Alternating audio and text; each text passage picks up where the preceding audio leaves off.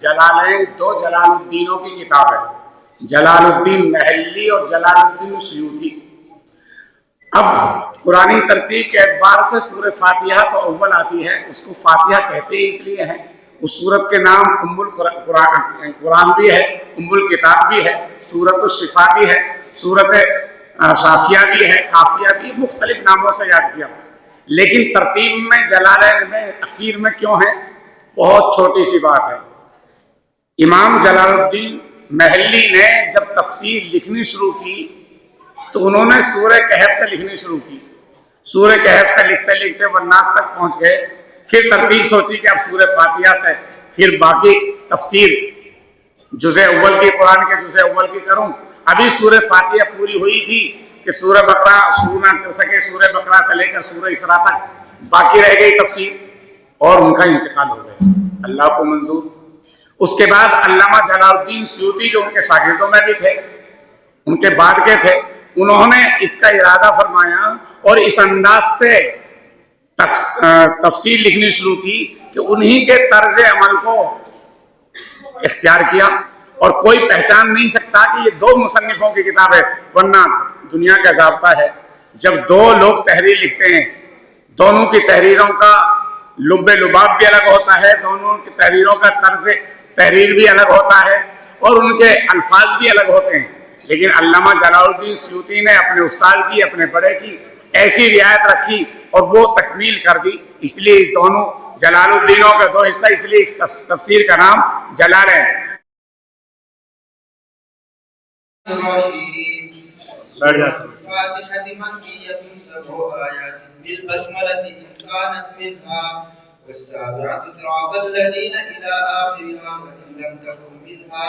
فالسابعة غير المغضوب إلى آخرها ويقدر في أولها القلوب ليكون ما قبل إياك نعبد محاسبا له بقوله من مقول العباد. بسم الله الرحمن الرحيم.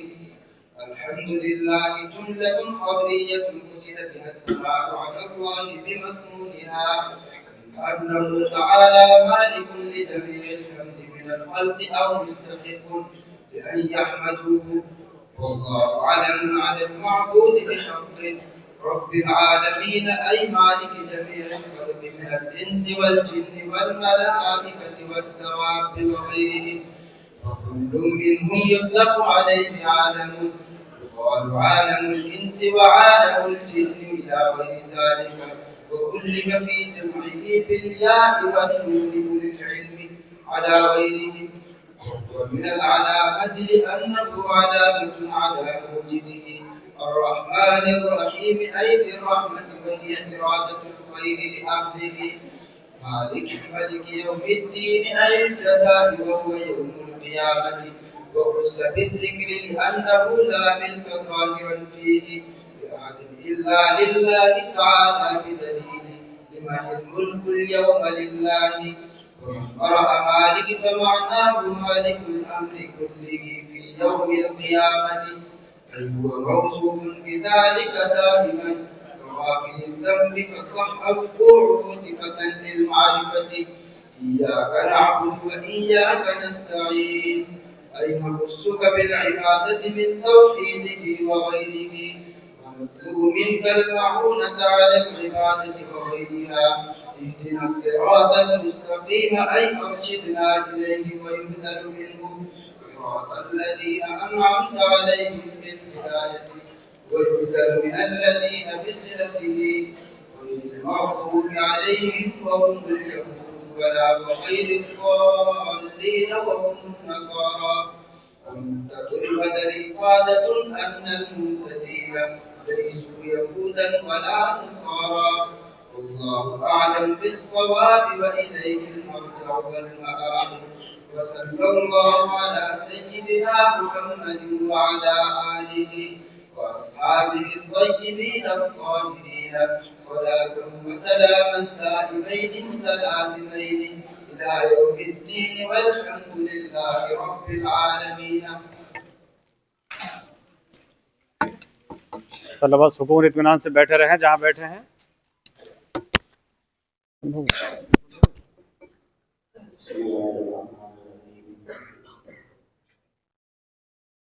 حضرات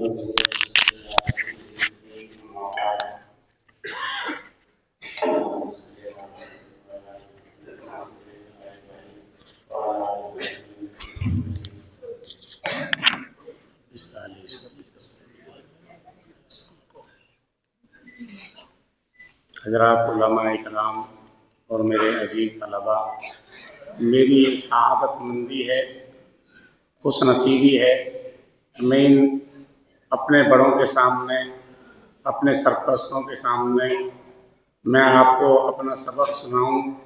یہ میری سعادت مندی ہے۔ اور میرے عزیز طلبا، یہ میرے لیے بڑی نیک بختی کی بات ہے۔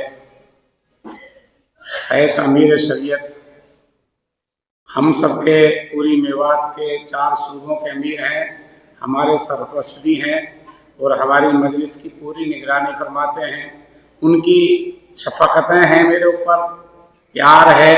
میں چھوٹا بھی ہوں، کم علم بھی ہوں، لیکن یہ حضرات مجھ پر بھروسہ کر لیتے ہیں اور ان کے بھروسے پر اللہ میری مدد فرما دیتا ہے کہ جو یہ چاہتے ہیں اللہ میری زبان سے وہ کہلوا دیتا ہے، ورنہ میں اس کا اہل نہیں ہوں۔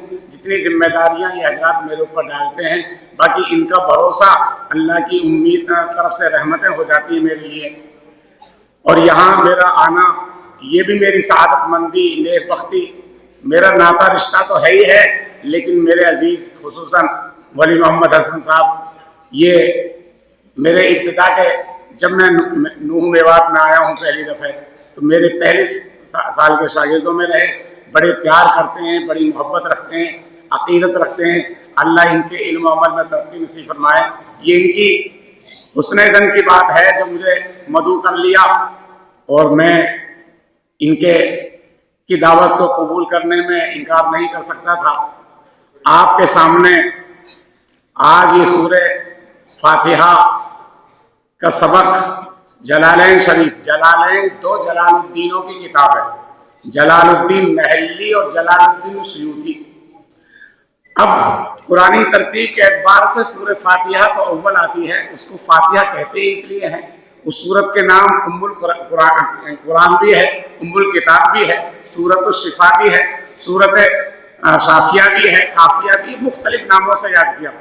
لیکن ترتیب میں جلالین میں اخیر میں کیوں ہے؟ بہت چھوٹی سی بات ہے۔ امام جلال الدین محلی نے جب تفسیر لکھنی شروع کی تو انہوں نے سورہ کہف سے لکھنی شروع کی۔ سورہ کہف سے لکھتے لکھتے والناس تک پہنچ گئے، پھر ترتیب سوچی کہ اب سورہ فاتحہ سے پھر باقی تفسیر جزء اول کی، قرآن کے جزء اول کی کروں۔ ابھی سورہ فاتحہ پوری ہوئی تھی کہ سورہ بقرہ شروع نہ کر سکے، سورہ بقرہ سے لے کر سورہ اسراء تک باقی رہ گئی تفسیر، اور ان کا انتقال ہو گیا، اللہ کو منظور۔ اس کے بعد علامہ جلال الدین سیوطی، جو ان کے شاگردوں میں بھی تھے، ان کے بعد کے تھے، انہوں نے اس کا ارادہ فرمایا اور اس انداز سے تفسیر لکھنی شروع کی کہ انہی کے طرز عمل کو اختیار کیا، اور کوئی پہچان نہیں سکتا کہ یہ 2 مصنفوں کی کتاب ہے، ورنہ دنیا کا ضابطہ ہے جب 2 لوگ تحریر لکھتے ہیں، دونوں کی تحریروں کا لب لباب بھی الگ ہوتا ہے، دونوں کی تحریروں کا طرز تحریر بھی الگ ہوتا ہے، اور ان کے الفاظ بھی الگ ہوتے ہیں۔ لیکن علامہ جلال الدین سیوطی نے اپنے استاد کی، اپنے بڑے کی ایسی رعایت رکھی اور وہ تکمیل کر دی۔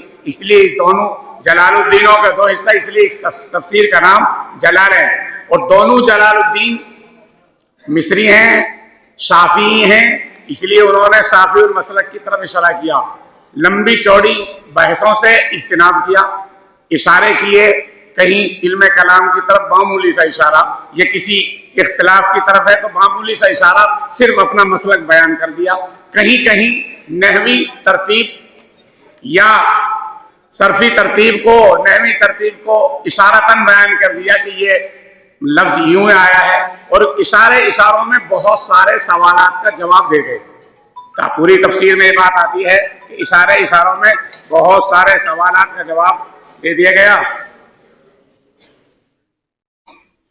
اس لیے ان کی یہ تفسیر، سورہ فاتحہ کی یہ تفسیر ہے، آخر میں اس لیے جوڑ دیا کہ علامہ جلال الدین صاحب کی کتاب تو والناس تک پوری ہو رہا ہے، ان کی تفسیر تو ان کے ساتھ جوڑ دیا، ورنہ ترتیب میں تو سورہ فاتحہ ابتدا کی صورت ہے، نزول کے اعتبار سے بھی اس میں اختلاف ہے، ضرور ہے۔ ویسے جمہور کا مسلک تو یہی ہے کہ سورہ فاتحہ مکی ہے، لیکن بعض دوسرے کہتے ہیں مکی مدنی دونوں ہیں۔ بعض کہتے ہیں کہ اس کا نزول 2 مرتبہ ہوا ہے، اس کی شان کے اعتبار سے یہ سبع مثانی بھی ہے۔ سبع مثانی 7 آیتوں والی اور تکرار والی، اور یوں بھی تکرار ہے کہ نماز کے اندر ہم اس کو بار بار پڑھتے ہیں، ہر رکعت میں پڑھتے ہیں، یوں بھی ہے۔ اس لیے پہلے لفظ میں ہی کہا سورہ فاتحہ مکی ہے۔ جمہور کا مسئلہ یہی ہے، بعض دوسرے کہتے ہیں کہ بھئی یہ مدنی بھی ہے، تو بعض کہتے ہیں کہ اس کا نزول 2 مرتبہ ہوا۔ سب آیات 7 آیتیں ہیں، ان 7 آیتوں میں بھی اختلاف ہے کہ 7 آیتیں کیسے پوری ہوں گی۔ فرماتے ہیں شوافع کے مسلک کے اعتبار سے بسم اللہ الرحمن الرحیم سورہ فاتحہ کا جز ہے، اس لیے سورہ فاتحہ کی پہلی آیت بسم اللہ الرحمن الرحیم گنیں گے تو آخری آیت صراط الذین انعمت علیہم سے الاخر ظالم صراط الذین سے، اور جبکہ دیگر ائمہ کہتے ہیں کہ سورہ فاتحہ کا جز نہیں ہے۔ بسم اللہ الرحمن الرحیم تمام سورتوں کے درمیان میں جو لکھی جاتی ہے وہ کسی سورت کا جز نہیں ہے۔ سورہ نمل میں جو بسم اللہ آتی ہے وہ قرآن کا ایک جز ہے۔ بعض قراء کہتے ہیں کہ نہیں، پوری قرآن میں کسی ایک جگہ بسم اللہ کسی سورت کے شروع میں پڑھنا ضروری ہے، تب قرآن کی تکمیل ہوگی۔ وہ قراء حضرات بھی اس کو کہتے ہیں۔ باقی حیث امام اعظم امام ابو حنیفہ علیہ رحمہ کے نزدیک سورہ فاتحہ کا جز نہیں ہے بسم اللہ، اس لیے اب 7 آیتیں کیسے ہوں گی؟ قرآن میں 7 مثانی کہا ہے، رسول اللہ صلی اللہ علیہ وسلم نے بھی اس کو 7 مثانی کہا ہے۔ 7 آیتیں پوری کریں گے تو صراط الذین انعمت علیہم پر 6 پوری ہوں گی، اور غیر المغضوب علیہم ولا الضالین سے 7ویں آیت ہوگی۔ اس لیے کہا یہاں پر 7 آیتیں ہیں، اور بسم اللہ جو ہے اگر ہے وہ اس سورت کا جز تب تو صراط الذین سے آخر تک 7ویں آیت ہوگی، اور اگر یہ اس کا جز نہیں ہے کہا فإن لم تکن منها فالسابعات تو 7ویں آیت غیر المغضوب سے آخر تک الی آخر۔ پھر یوں کہہ رہے ہیں کہ یہاں پر ایک لفظ مقدر مان رہے ہیں، وَيُقَدَّرُ فِي أَوَّلِهَا، اول میں قولو لفظ، اگر بسم اللہ کو سورہ فاتحہ کا جز مانتے ہیں تو بسم اللہ سے پہلے قولو بسم اللہ الرحمن الرحیم، اور اگر بسم اللہ کو سورہ فاتحہ کا جز نہیں مانتے جیسے حنفیہ تو قولو الحمدللہ، بسم اللہ کے بعد میں اس کو قولو کو مقدم مانیں گے۔ اسے کہا قولو لیکون ما قبل ایاک، یہ قولو کیوں ہے؟ تاکہ اس کا ما قبل یعنی اس کا ایاک نعبد سے پہلے جو 3 آیتیں گزر چکی جو اصلاً حمد و ثنا میں ہیں رب العالمین کی، وہ بھی مقول العباد ہو جائے اس ایاک نعبد کے بعد والے جملے کی مناسبت سے، کیونکہ بعد والا جملہ جو ہے ایاک نعبد کے بعد والا اس کو سبھی کہتے ہیں، وہ مقول العباد ہے، تو اسی کی مناسبت سے کا پوری صورت ہی مقول العباد ہو جائے گی کہ بندہ کہہ رہا ہے، اللہ کی حمد و ثنا بھی بیان کر رہا ہے، اور اللہ کی حمد و ثنا کے ساتھ ساتھ یہ بندہ اپنی درخواست بھی کر رہا ہے۔ کیوں؟ کیونکہ جب کسی کے سامنے، کسی بڑے کے سامنے کوئی آدمی اپنی درخواست پیش کرتا ہے، اپنی حاجت پیش کرتا ہے، تو اس انداز کو اختیار کرتا ہے تاکہ وہ بڑا اس پر رحم کھا جائے، بڑا اس کی درخواست کو قبول کر لے۔ تو یہ بندہ اللہ سے مانگ رہا ہے، مانگنے سے پہلے اللہ کی حمد و ثنا بیان کر رہا ہے تاکہ جو اس کی درخواست ہے وہ پوری ہو جائے، اور اللہ کی طرف سے یہ اس کے لیے وہ چیزیں مل جائیں جو سوال کر رہا ہے۔ تو یہاں کا مناسبا لہو بکونہ من مقول العباد، مناسب یہ ہے کہ مقول العباد یعنی بندے کا قول جو ہے قولو کہنے کے بعد سارا مقولہ ہو جائے، یہ بندے کا قول ہے۔ یہ نہیں ہے کہ بھائی رب العالمین اسے سکھا رہے ہیں اور بھائی یہ اس کی حمد کر رہا ہے، نہیں، سکھایا تو سب کچھ اللہ ہی نے، علم الانسان ما لم یعلم، اللہ نے تو ہر چیز سکھلائی ہے۔ یہ سورہ فاتحہ ہی کیا، ہر چیز اللہ نے سکھلائی، علم الانسان ما لم یعلم، لیکن یہاں کہہ رہے ہیں مقول ہو جائے۔ پھر آگے کہا بسم اللہ الرحمن الرحیم، تو یہ بسم اللہ الرحمن الرحیم کا الحمدللہ، الحمدللہ تمام کی تمام تعریفیں اللہ کے لیے۔ یہاں جملہ خبریہ کہا، اس جملہ خبریہ کہہ کر اشکالات تو 2 ہیں۔ بعض کہتے ہیں کہ جملہ خبریہ نہیں ہونا چاہیے، جملہ انشائیہ ہونا چاہیے تھا، جملہ خبریہ میں حدوث ہے، یہ اللہ کے لیے نہیں ہے۔ تو اس سب کا جواب دے کر جو بحثیں لمبی کی جاتی ہیں، یہاں بحث کا موقع بھی نہیں ہے۔ کہ اس کی طرف اشارہ کر رہے ہیں قصد بہ ثنا کہ یہاں ثنا الثنا علی اللہ بمضمونها من اللہ تعالی کہ وہ اللہ کی حمد و ثنا بیان کی جا رہی ہے، وہ مقصود ہے۔ یہاں سے جملہ خبریہ انشاء کے معنی میں بھی بعض کہتے ہیں لفظاً کے اعتبار سے وہ جملہ خبریہ ہے، مان کے اعتبار سے انشاء ہے، لیکن اس سے ہٹ کر کہتے ہیں کہ نہیں جی یہ اصل بات یہ ہے کہ اللہ کے ذات کے لیے ان تمام مضامین کو جمع کیا جا رہا ہے کہ ہر قسم کی حمد و ثنا قولی فعلی ہر قسم کی حمد و ثنا پروردگار عالم کے ہی لیے لائق ہیں، یا بندے کے تمام افعال کا اقوال کا مالک و خالق بھی اللہ ہے۔ اس لیے اگلا جملہ اس کو بتایا جا رہا ہے یہاں کا قصد بہ ثنا، یعنی مراد اس سے ثنا علی اللہ بمضمونها من انہ تعالی مالک، مالک ان سب کا اہل جمیل حمد، یعنی ہر قسم کی حمد کا مالک اللہ ہے مخلوق کی طرف سے۔ مخلوق جیسے بھی حمد کو بیان کرے شکر کے طور پر کر رہا ہے، زبان قال سے کہہ رہا ہے، زبان حال سے کہہ رہا ہے، اللہ کی حمد بیان کر رہا ہے، تو اللہ کی حمد کا تو کسی اور کوئی مالک ہو ہی نہیں سکتا۔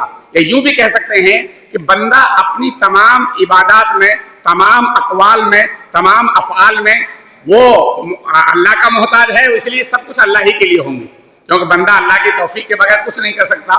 یہاں اس لیے اس طرف کہا مالک لجمیل حمد من الخلق، مخلوق کی ہر قسم کی حمد جو ہے وہ سب کا مالک اللہ ہے۔ یہ یوں کہا او مستحق، دو لفظ ہیں یہاں، مالک کہہ کر ایک سب جملہ خبریہ کہنے پر جو اعتراض آتا اس کا جواب دیا گیا ہے وہ ہر چیز کا مالک ہے، اور مستحق کہہ کر یہ بات بتائی گئی ہے کہ تم انشاء کہہ کر تم اعتراض کرتے، اس اعتراض کا جواب یہ ہے کہ نہیں، استحقاق صرف اللہ ہی کے لیے ہے، اسی کی حمد بیان کی جائے گی، این حمد، اس کے علاوہ کسی کا وہ حق حاصل نہیں ہوتا کہ کسی کی تعریف کی جائے۔ آگے فرمایا اس میں الحمد میں للہ میں جو لفظ ہے واللہ، لفظ اللہ جو ہے علم ہے معبود حقیقی کا۔ معبود حقیقی وہ ذات باری جس کے سوا کسی کی عبادت نہیں ہے، اس کے سینکڑوں نام صفاتی ہیں، اس کے صفاتی ناموں کے ساتھ میں اگر یہاں لایا جاتا الحمدللہ کے بجائے الحمدللہ کہا جاتا، جبکہ آگے رحمان اور رحیم آ رہی ہے، یہ کوئی اور صفت لائی جاتی تو اشکال ہو سکتا تھا کہ ان صفات کے علاوہ گویا یہ یوں اشکال ہوتا کہ یہ صفات ہی وہ ہیں جو اس ذات پر دلیل ہیں۔ نہیں کہا صفات تو بہت ساری ہیں، لیکن اس کا ذات علم ایک ایسا نام ہے اس ذات کے ساتھ میں جو مخصوص ہے، جو کسی اور پر بولا نہیں جاتا۔ صفات عارضی طور سے، وقتی طور سے، مجازی طور سے دوسروں پر بھی بولی جاتی ہیں بعض صفاتیں، لیکن ذات کا جو علم ہوتا ہے، نام ہوتا ہے، وہ نہ عارضی نہ مجازی کسی طریقہ سے دوسرے پر اس کا اطلاق نہیں ہوتا۔ اس لیے کہا اللہ علم ہے معبود حقیقت۔ رب العالمین، یہ کہا رب العالمین، رب کے معنی یہاں کہا مالک کے، ایک تو یہ رب کے معنی پالن ہار کے ہوتے ہیں، رب کے معنی پرورش کے ہوتے ہیں، اور یہاں کہہ رہے ہیں رب کے معنی صاحب تفسیر نے، صاحب کتاب نے، مالک کے لیے ہیں، یعنی تمام مخلوق کا، تمام عالموں کا، تمام مخلوق، عالم انس، عالم جن، عالم ملائکہ، مختلف نہیں ہے، اے جمیل خلق من الانس والجن والملائکہ والدواب وغیرہ، اور ان کے علاوہ بھی ان تمام مخلوقات کا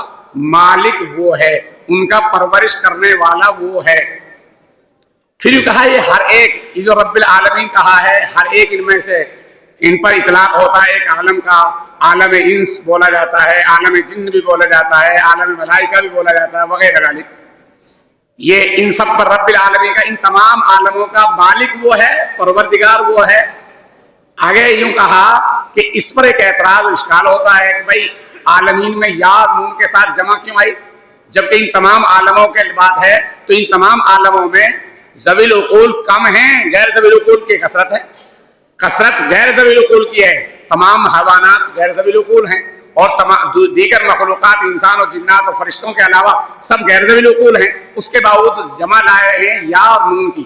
یا نون ذوی العقول پر بولی جاتی ہے، اس کا جواب بھی دیا گیا غلب فی جمع، اس کی جمع میں اس کا غلبہ دیا گیا ہے یا اور نون کلا کر کہ ذوی العقول کو غیر ذوی العقول پر فوقیت ہے، اس کا احترام ہے، اس کی عظمت ہے، چاہے تعداد کے اعتبار سے، گنتی کے اعتبار سے غیر ذوی العقول میں کے مقابلے میں ذوی العقول کی تعداد کم ہے، غیر ذوی العقول کی تعداد زیادہ ہے، لیکن یہ غیر ذوی العقول جو ہے تعداد کے اعتبار سے نہیں، ان کی شرافت، ان کی عظمت اور ان کے لیے ہی سارے عالم کو بنایا گیا ہے انسانوں نے، اس لیے ان کی عظمت زیادہ ہے، اس لیے ان کا یار نون کی جمع لے کر آئے ہیں. یہ کا غلبا فی جمعہ بالیا والنون واولو العلم علی غیر، یعنی ذوی العقول جو ہیں، ذوی العلوم جو ہے، اولو العلم جو ہے اپنے غیر پر، غیر ذوی العقول پر غالب ہے، ان کو غلبہ دیا گیا. اب آگے کہتے ہیں کہ لفظ عالم جو ہے، عالم عالمین جمع اس کی آئی ہے، یہ کس سے مشتق ہے؟ وہ ہوا من العلامت، علامت سے مشتق ہے. علامت سے مشتق کیوں ہے؟ علامت کا مطلب ہے کہ وہ اپنے موجد پر دلیل ہے، لِأَنَّهُ عَلَامَةٌ عَلَى مُوجِدِهِ. تو علامت سے مشتق ہے، عالم کہا ہے، اور عالم کا موجد، تمام عالموں کا موجد کون ہے؟ خالق باری اللہ تعالیٰ. اسی کہ لِأَنَّهُ عَلَامَةٌ عَلَى مُوجِدِهِ. آگے صفت آئی الرحمن اور رحیم، دو اللہ کی صفت بیان کی.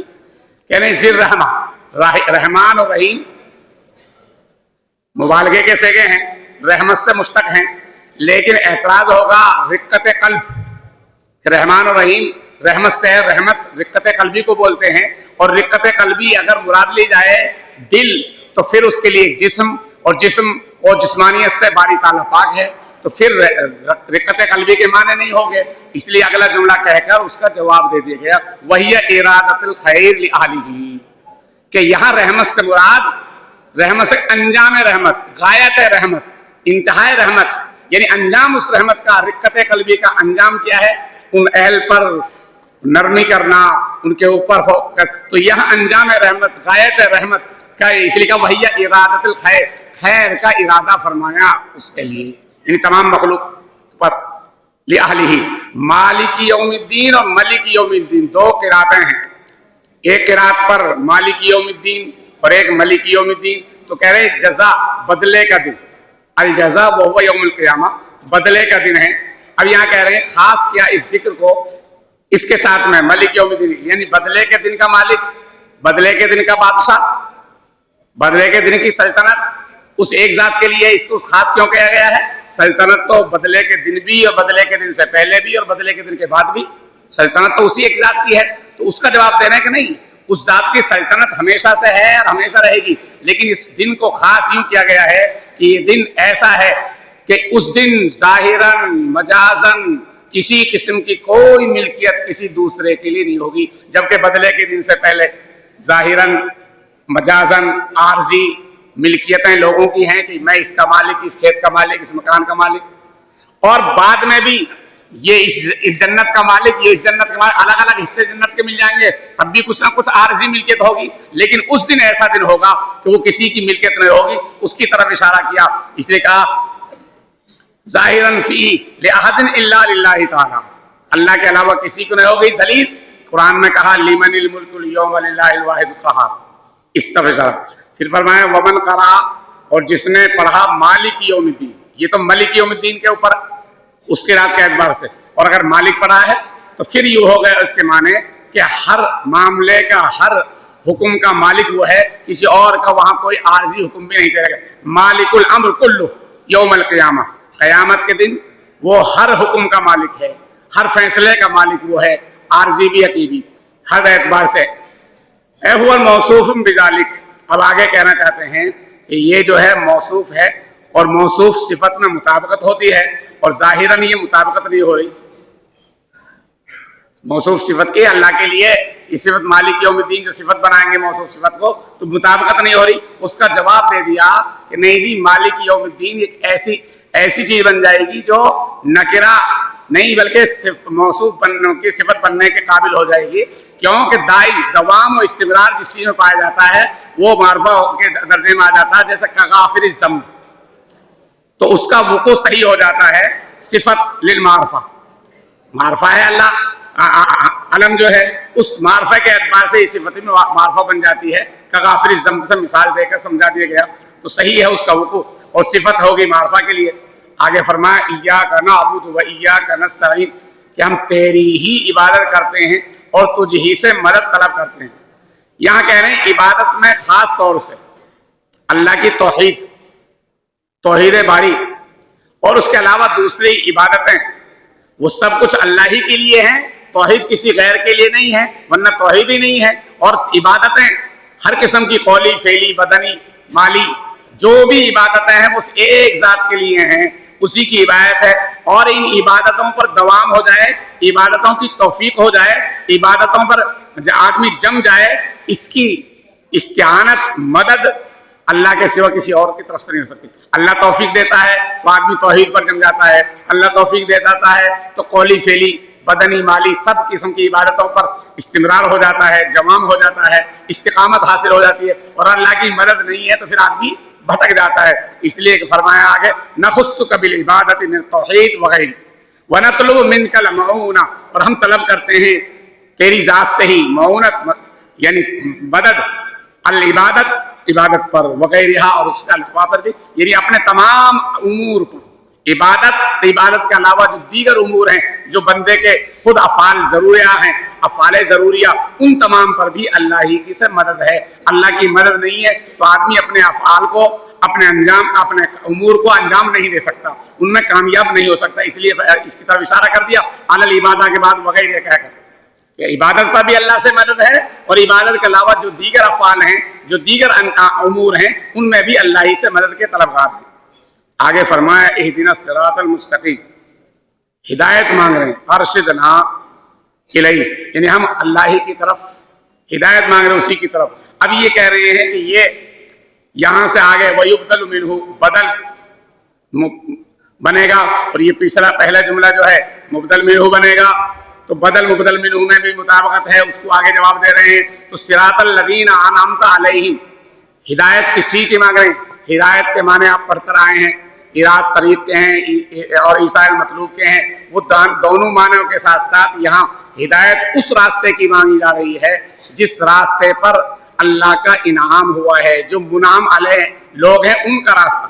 قرآن میں دوسرے کا انعم اللہ علیہم من النبیین والصدیقین والشہداء والصالحین، انعم اللہ کہ اللہ ان لوگوں کا راستہ جن پر تے نے انعام کیا ہے، وہ کون ہیں؟ وہ چار بیان کیے، من النبیین نبیوں کی جماعت، آدم علیہ نبینا علیہ الصلوۃ والسلام سے لے کر آقا مدنی صلی اللہ علیہ وسلم تک، صدیقین ہر نبی کے زمانے کے جو صدیق کہلائے گئے ہیں، جن کو صدیق کا خطاب ملا ہے، جو صدیق صادق آ رہے جن پر، وہ سب ساری جماعتیں، والشہداء ہر امت میں جنہوں نے راہ خدا میں جان دی ہے، جو شہید ہوئے ہیں وہ آئیں گے، اور صالحین جن صالحین کو آقا مدنی صلی اللہ علیہ وسلم نے ہمیشہ دعائیں میں یاد رکھا ہے، وہ صالحین، یہ چار جماعتیں ہیں منعم علیہ جن پر اللہ کا انعام ہوا ہے۔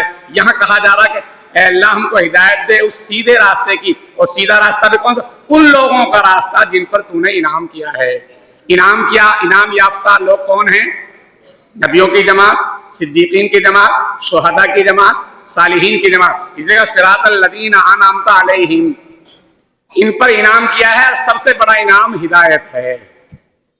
دنیا کی بہت ساری نعمت ہے، وَإِن تَعُدُّوا نِعْمَتَ اللَّهِ لَا تُحْصُوهَا، لیکن ہدایت سے بڑی کوئی نعمت نہیں ہے۔ ہدایت ایمان مل جانا، قرآن کریم میں جو نزول کے اعتبار سے آخری آیت کا ایک ٹکڑا مانا جاتا ہے، پوری آیت بھی نہیں بلکہ اس بڑی آیت کا ایک جز ہے، ایک ٹکڑا ہے، اس میں بھی اللہ نے اپنی نعمت گنائی ہے۔ مفسرین وہاں بھی یوں کہتے ہیں سب سے بڑی نعمت ہدایت، ایمان۔ الیوم اکملت لکم دینکم واتممت علیکم نعمتی، یہ واتممت علیکم، میں نے اپنی نعمت تم پر پوری کر دی۔ کون سی نعمت؟ نعمت تو بے شمار ہیں، لیکن سب سے بڑی نعمت ہدایت ہے، نعمت ایمان ہے۔ اس لیے یہاں جملہ کہا انعمت علیکم بالہدایت، ہدایت کی نعمت، اور ان چار کو ملا ہے۔ ان کا راستہ چاہیے ہمیں، نبیوں کا راستہ، صدیقین کا راستہ، شہداء کا راستہ، صالحین کا راستہ، ان کے علاوہ دوسروں کا نہیں۔ اس لیے اگلا جملہ کہا گیا بدل کے طور وَيُبْدَلُ مِنَ الَّذِينَ، یعنی الذین اپنے صلے کے ساتھ میں وہ پورا بدل بنے گا، غیر المغضوب علیہم، نہ کہ ان لوگوں کا راستہ جو مغضوب علیہ ہیں۔ مغضوب علیہ کون ہیں؟ یہود مراد لیے گئے کہ وہم الیہود، ان کا راستہ نہیں چاہیے ہمیں، صراط مستقیم چاہیے، اور صراط مستقیم ان لوگوں کا راستہ جن پر تو نے انعام کیا ہے۔ اور انعام یافتہ لوگوں کو قرآن میں دوسری بیان کر دیا، کیونکہ صاحب جلالین کا ترجیح یہ ہے کہ قرآن کی تفسیر قرآن سے یا صحیح احادیث سے، تو قرآن کی انعمتا کی تفسیر انعم اللہ علیہ من النبیین والصدیقین ہے، اس کے مقابلے پر یہ کہا گیا ان کا راستہ نہیں چاہیے، غیر المغضوب علیہم وہم الیہود، وہ یہود ہیں، اور ولا غیر ضالین، اور نہ ضالین کا، نہ مغضوب علیہ کا راستہ چاہیے ہمیں اور نہ ضالین کا۔ مغضوب علیہ سے مراد یہود ہیں اور ضالین سے مراد نصارہ ہم النصارہ۔ اب یہاں کہنا چاہتے ہیں کہ یہ بدل مبدل منہ میں مطابقت ہوتی ہے تو یہاں بن نہیں رہی، تو اس کو کہہ رہے ہیں کہ لفظ غیر جو نکرہ ہے، لیکن جب یہ دو متضاد چیزوں کے درمیان میں، دو مضمون متضادوں کے درمیان میں آتا ہے تو معرفہ کا فائدہ دیتا ہے تمام کا، اس لیے کہ نقطۃ بدل افادۃ ان المہتدین لیسوا یہود ولا نصارى، بدل کا نقطہ یہ ہے فائدہ ادھر کہ مہتدین میں یہود و نصارہ نہیں ہیں، یعنی وہ ہدایت یافتہ نہیں ہے۔ آگے فرمایا واللہ عالم بالصواب والیہ المرجع المآب، اللہ ہی درستگی کو، حقیقت کو، صحیح کو زیادہ جاننے والا ہے اور کوئی نہیں ہے، وہی ہمارا مرجع ہے، وہی ہمارا ٹھکانہ ہے۔ اور نبی اکرم صلی اللہ علیہ وسلم پر جو سردار ہیں محمد صلی اللہ علیہ وسلم، ان پر اور آپ کے آل پر اور آپ کے پاک صاف ساتھیوں پر، اصحابہ الطیبین الطاہرین، ان سب پر رحمت ہو اللہ کی، صلاۃ و سلاما، صلاۃ و سلام دائمین، ہمیشہ متلازمین، ہمیشہ الی یوم الدین، دائمین متلازمین پیوستہ ہوں تا قیامت، الی یوم الدین تا قیامت، قیامت کے قائم ہونے تک تمام کی تمام تعریفیں رب العالمین کے لیے، الحمدللہ رب العالمین۔ یہ آپ کا آخری سبق تھا، دو تین باتیں کہہ کر بات ختم کر دوں اپنے عزیز طلبہ سے۔ میرے عزیز طلبہ، آپ کے لیے یہ بڑی سعادت مندی ہے، نیک بختی ہے کہ آپ ایک ایسے ادارے میں تعلیمی سفر پورا کر رہے ہیں، کچھوں کا سفر جاری ہے اور پورا کر کے بھی جائیں گے، جن کے ذمہ دار، جن کے اساتذہ قابل مبارکباد ہیں، اور حیات امیر شریعت حیات محتمی صاحب جو اخلاص کے پیکر ہیں۔ صحیح بات یہ ہے کہ وہ اگر آپ تلاش کرو گے تو جلدی سے ایسا مخلص آدمی نہیں ملے گا، اور آپ اپنے اساتذہ چھوٹے بڑے جو بھی ہیں، جس درجے کا جو استاد ہے، کوئی چھوٹا نہیں ہے، سب بڑے ہی ہیں۔ الفبا پڑھا رہا ہے وہ سب سے بڑا ہے، قرآن پڑھا رہا ہے وہ سب سے بڑا ہے، مشکات پڑھانے والے سے، دورہ پڑھانے والے سے بڑا ہے وہ، ان سب کی طرف نظر دوڑاؤ۔ ہم تو کسی ادارے کے متعلق یوں نہیں کہتے کہ وہاں اچھے نہیں ہیں، لیکن آپ کے لیے یہ سعادت مندی ہے، خوش نصیبی ہے کہ آپ کو ایک ایسے ادارے میں قدم رکھنے کا موقع ملا۔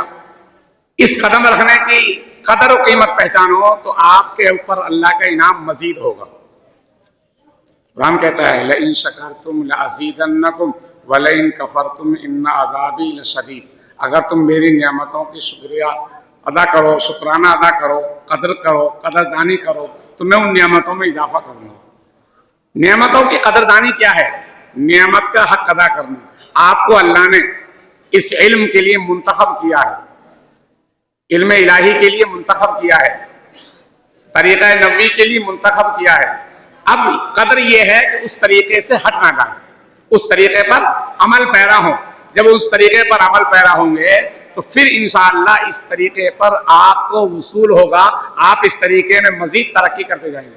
ایک آخری بات یہ ہے، آپ کا جو بچے مشکات جلالین پورا کر کے یہاں سے آگے کا سفر کر رہے ہیں، کسی بڑے ادارے میں جانا چاہتے ہیں، تو سب سے بڑی بات یہ ہے کہ وہ بھی اور جو اور نیچلے درجوں میں سے بھی بچے شوق ذوق رکھتے ہیں کہ ہم دارالعلوم جائیں گے، ہم کسی اور بڑے ادارے میں جائیں گے، تو قدم رکھیں بڑی جگہ پر، اچھی بات ہے، شوق رکھیں ذوق رکھیں، لیکن اپنے اساتذہ کے مشورے سے۔ آپ اپنا سفر تعلیمی ہو اور تعلیمی سفر پورا ہو گیا ہو، پھر خدمت کا سفر ہو، معلم بنے کا سفر ہو، تب بھی آپ اپنے اساتذہ سے مشورہ کریں گے۔ اس مشورے کا نتیجہ یہ ہوگا کہ آپ کے ساتھ خیر، آپ کے ساتھ بھلائی، آپ بہت ساری مصیبتوں سے، آفتوں سے بچ جاؤ گے۔ اور اگر آپ نے سوچ لیا کہ ہم نے تو سب کچھ کر لیا، اب ضرورت نہیں کسی استاد سے مشورے کی، جو ہماری عقل کہہ رہی ہے، جو ہمارا دماغ کہہ رہا ہے ہم وہ کام کریں گے، تو کہیں پکڑ آ جائے گی۔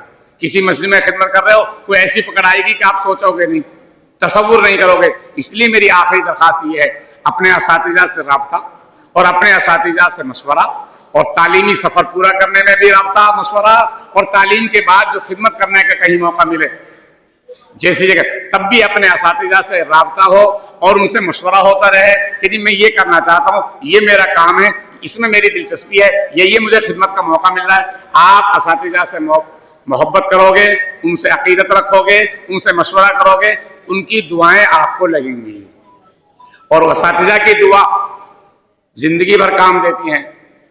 میں اپنے طلباء سے خصوصاً کہتا ہوں اور آپ سے بھی کہہ رہا ہوں، میں اپنے آپ میں سمجھتا ہوں کہ میں بہت نااہل ہوں، لیکن ایک چیز مجھے اللہ نے دی ہے.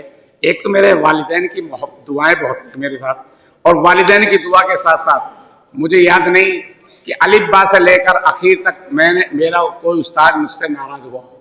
جہاں سے میں نے الف با پڑھنا شروع کیا وہاں سے لے کے اخیر تک کوئی استاد ناراض ہو، بلکہ جو اساتذہ اکرام میرے ہیں وہ اب تک مجھے یاد کرتے ہیں، میرے لیے دعائیں دیتے ہیں. ابھی ہمارے سالانہ امتحان میں 8 تاریخ کو حیات مفتی مقصود عالم صاحب خادم اسلام ہاپوڑ سے آئے. جن ساتھیوں کے ساتھ میں انہوں نے سفر کیا ان سے کہتے آئے، وہ ساتھی کہہ رہے تھے، وہ عالم کہہ رہے تھے کہ جی آپ کا تذکرہ بڑے کر رہے تھے حضرت، بڑا اظہار کر رہے تھے محبت کا. میں نے کہا جی میں پڑھنے کے وقت میں مجھے یاد ہے حیات مفتی صاحب میری رعایت کرتے تھے، فضول باتوں میں نہیں، تعلیم کے لیے، کہ تعلیم میں رعایت اور محبت کرتے، شفقت کرتے. اساتذہ کی دعا سے میں سمجھتا ہوں اپنے آپ میں کہ جو کچھ مجھے اللہ نے عزت دی ہے، جو کچھ اللہ نے میرے پر انعام کیا ہے، جو کچھ میرے اللہ نے مجھ پر احسان کیا ہے، جو مجھے جس نااہل ہونے کی وجہ سے کے باوجود مجھے اہلوں کے درجے میں بٹھا رکھا ہے، اہلوں کی صف میں کھڑا کر رکھا ہے، وہ اساتذہوں کی دعا اور ماں باپ کی دعا ہے. اس لیے میرے عزیز طلباء، اپنے ماں باپ کی دعا بھی لینی ہے، اپنے اساتذہ کی دعا بھی لینی ہے. اللہ صحیح عمل کی توفیق نصیب فرما دے. اللہ ہمارے اس ادارے کو دن دونی رات چوگنی ترقی نصیب فرمائے، اور نظر بس سے، شرور و فتن سے، دنیاوی آفات مصیبتوں سے اللہ حفاظت فرمائے، عمل کی توفیق نصیب فرمائے. وآخر دعوانا الحمدللہ رب العالمین.